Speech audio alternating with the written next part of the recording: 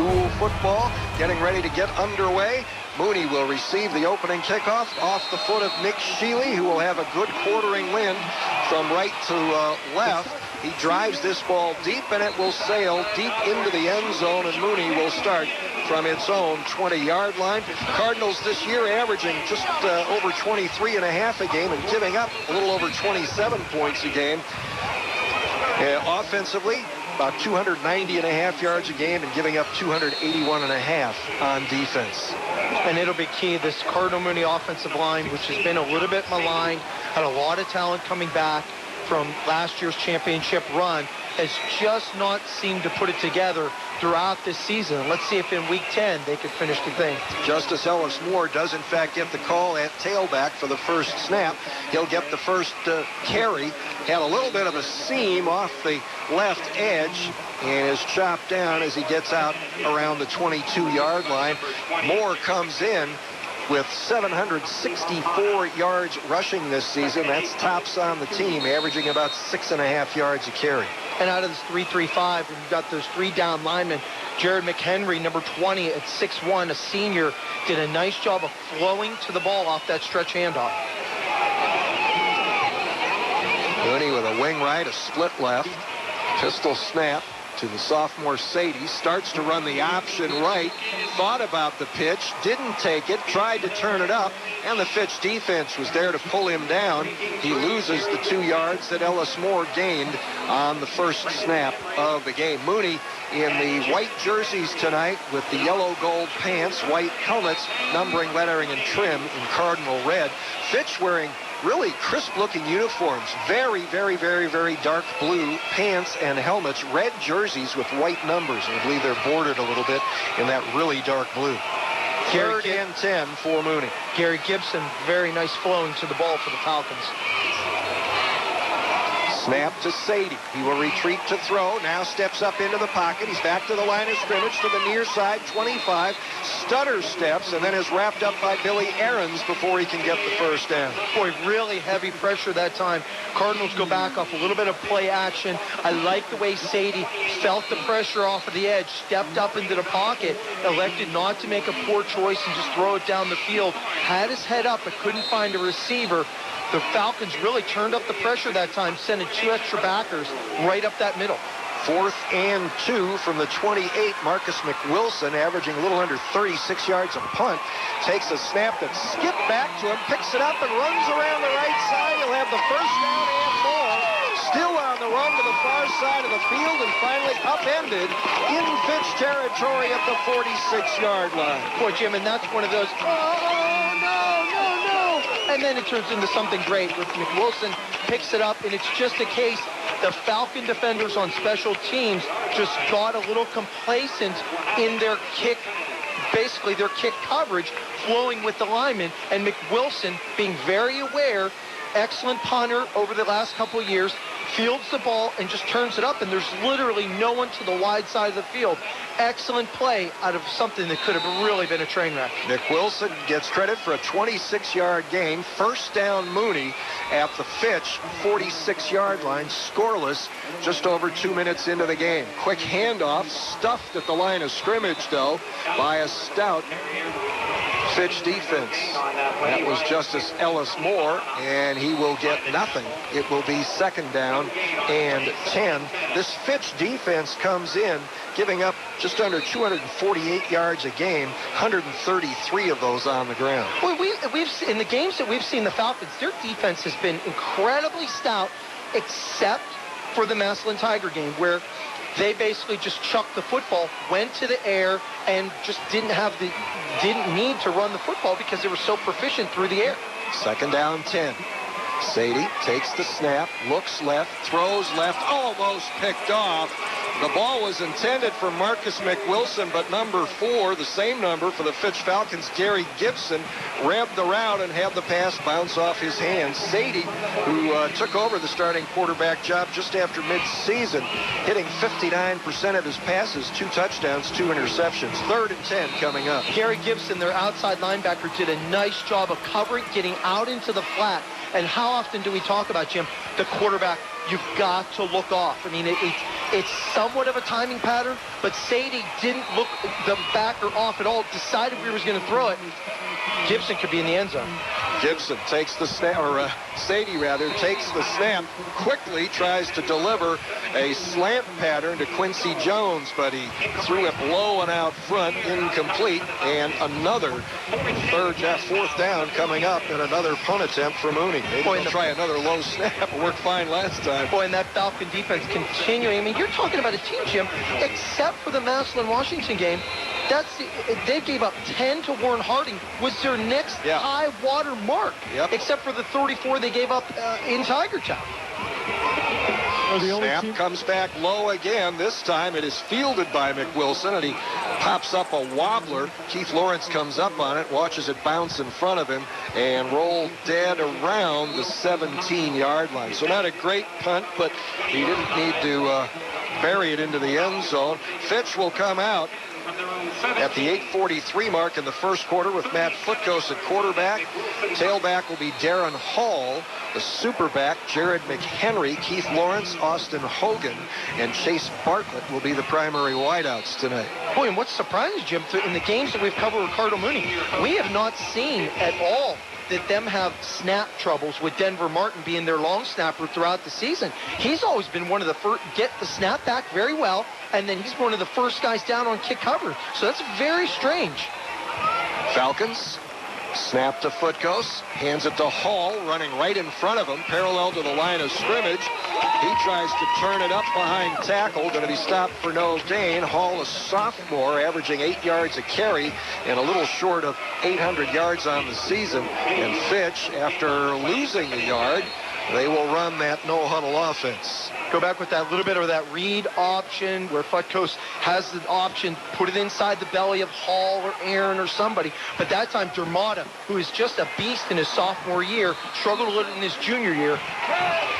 Roll out to the right. Footghost will keep. Now throw back over the middle. He's got Lawrence, who trips and falls. He was also touched at the 31-yard line. That was an ad lib by Footghost. I just think he saw Lawrence open and got it to him. Footghost comes in, hitting 56.5% of his passes, 810 yards, 8 touchdowns, no interceptions. First down at the 31. Coach Annarella, in his interview with you, talked about how Footghost, he trusts him a ton. And on the first down play, running play up the middle, and that was Darren Hall out to the almost the 35. I think we're going to get the Fitch player slow to get up. I believe it is Jared McHenry. Give us a chance to set their offensive line quickly. Billy Price and Mike Koch are the tackles.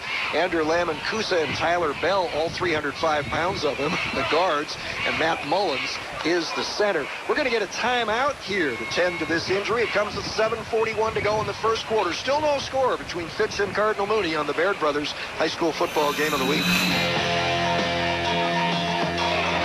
It was Jared McHenry who was injured. He will leave the field under his own power, flexing his left leg. 6'1", 203-pound senior. The Mooney defense tonight, Aaron Fonderlin and Marlon Everson are the ends. Brandon Berry and Joe DeCapita are at the tackles. Justice Ellis Moore and Anthony Germata handle the outside linebackers. Christian Lowry, a sophomore, replacing Courtney Love in the middle tonight. Kareem Ellis and Marcus Penza at the safeties. Mark Handel and Marcus McWilson inside, or at the corners rather, and then Handel and McWilson at the safeties. Another carry by Hall, working hard behind the right side of the line across the 35 to the 36. It will bring up third down and 4. Boy, Christian Lowry, a sophomore, getting some added action because of the injury to Courtney Love. Nice job of flowing off the backside, getting around the tight end, and being one of the first defenders there for Darren Hall. Footghost takes the snap. He will roll to the left. He will keep it. Bursts across the 40 out to about the 43-yard line. A great burst by Matt Footghost, who only averages about 3 1/3 yards a carry, has gained 270 yards on the season. There is a late flag on the play at the point of the tackle. Looks like the way they're looking, it's going to go against Cardinal Mooney. We'll get the signal here. Teams are already marching that direction. face mask. But at least that's a hustle penalty, that you're trying to make the effort to get to the ball carrier, to make the tackle. You get your hand into the face mask, and you just hold on to it a little bit long. The referee tonight, guys, is veteran Jim Gahagan, by the way. All right, penalty puts the ball at the Mooney 42. Foot goes, rolls right, throws right, leaping catch attempt, unsuccessful that time.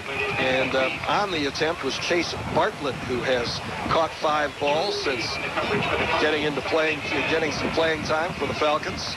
And everything so far for the Falcons tonight in the passing game has been on the roll. I've always thought, since his sophomore year, that I thought Butkus was just a much more sturdy passer inside the pocket. There's the handoff to Hall. He's into the middle, cuts left behind a blocker, headed to the far side, runs into Mark Handel and rolls down at the 14-yard line. Good, strong run by the sophomore, Darren Hall, who again was running parallel to the line of scrimmage when he took the handoff. And once he got out to the right corner, he moved forward and then cut back to the left and took off. That's it, that one cut. He didn't try to bounce all the way to the edge, Jim. He saw Mike Cope and Tyler Bell seal off that edge. One cut, score. 28-yard run. Hall into the middle this time. He's hit, spins off, and gets down just inside the 10-yard line. A pickup of about 4 there. And it will bring up, they're going to mark it close to the 9, so make it second down and a long 5 at the Mooney 9. Boy, and that Coach Anarella has a real find in Darren Hall after Tyrese Anderson getting injured. More injuries for Billy Aaron, who was stated at second,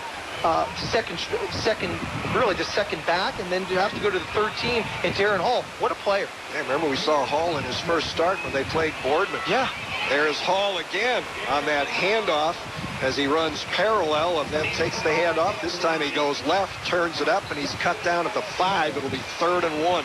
And the thing about Darren Hall, he looks every bit of it. I mean, he's 6 foot, 192 as a sophomore. There's a young man that's really going to fill into his body.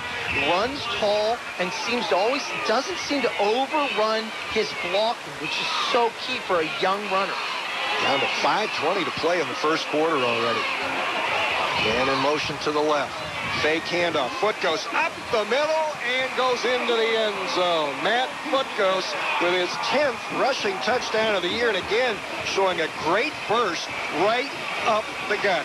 And the thing is, we're seeing a lot of consistency from Mooney tonight, and it's just like last week. Their front people, their front 4 are initially, like last week against Ursuline, they got battered up front, and they were unable to hold at the point of attack. And tonight with Mullins and Andrew Lamakuska, the Falcons really having good strength up front. Ken Kilpatrick is now 50 for 50 on extra points this season as he hammers that one through, and with 5:12 to go in the first quarter, it's Fitch 7, Mooney nothing on the Baird Brothers High School Football Game of the Week. Another Fitch kickoff will sail into the end zone, and again Mooney will start from its own 20. Our first Haas Auto Group scoring drive summary of the night. Fitch goes 83 yards in 10 plays, uses 3 minutes and 31 seconds. 5-yard touchdown run by Matt Footghost. That's the Haas Auto Group scoring drive summary. The Haas Auto Group is your zero-hassle dealer. Find out for yourself. Stop in on Route 224 between Tippecanoe Road and Route 11, Canfield. One thing's been consistent about the Falcons through the first 9 weeks of the season. They have the ability to stop the run very well, very quick in that second level, and they score very quickly and in bunches. Mooney will start single setback behind John Sadie. Takes the snap. Quick toss to Justice Ellis Moore, giving ground with Billy Price in pursuit. Price will bring him down on the far side and rack him up for a loss in the process. Tonight's high school football broadcast on 570 WKBN is being brought to you in part by A&M Total Restoration, Austintown Bounce, Simon Roofing, D&R Garage Doors, Sid Realty, and Coke Construction. 5-yard loss, 2nd and 15 coming up. Boy, and the toss sweep by the Cardinals, the Falcon lateral pursuit led by Billy Price trying to go over to his side, getting outside the tackle, and then with good help from Gary Gibson, tremendous ball pursuit. Ball on the right hash. Quincy Jones split way out to the left.